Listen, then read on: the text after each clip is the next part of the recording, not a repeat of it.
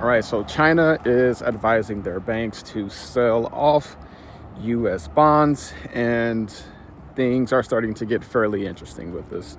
And I think it's something worth talking about. So, in today's video, I'm just going to discuss essentially what happened with that announcement, why I think it could be important to consider, right, for the future of our portfolios, and ultimately where we go from here. So, I guess to start with, so China recently announced to their banks that they should, start looking at tapering off their holdings of U.S. debt.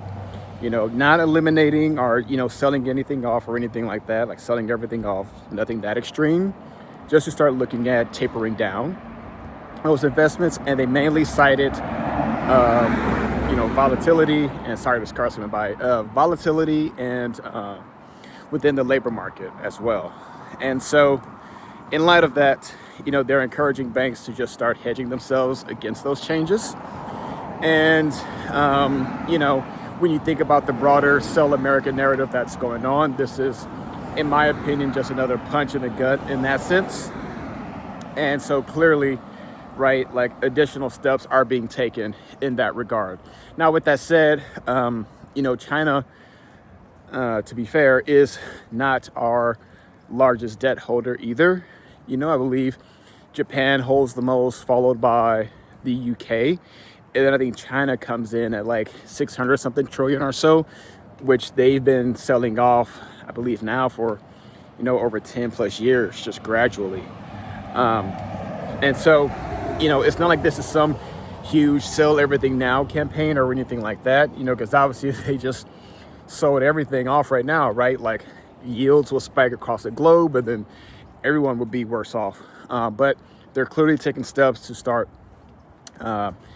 selling off the U.S. debt holdings. So, ultimately where I think, our portfolios kind of come into play, to be honest with you right now, from what it seems, I don't think this news is anything like, surprising or shocking or major or anything like that. I think it's mostly, in my opinion, expected. And also, I think most investors are willing to just kind of stand by a bit and just see how all of this plays out over time. So I think on the whole, we don't have a ton to worry about in the near term, right? Now, obviously, when it comes to the future, that remains to be seen because, my personal take on the matter is I think more countries across the world are starting to view our increasingly volatile political situation in the US and are starting to say, hey, it would probably be wise to start, shoring up resources domestically and hedging our own economic prosperity, right?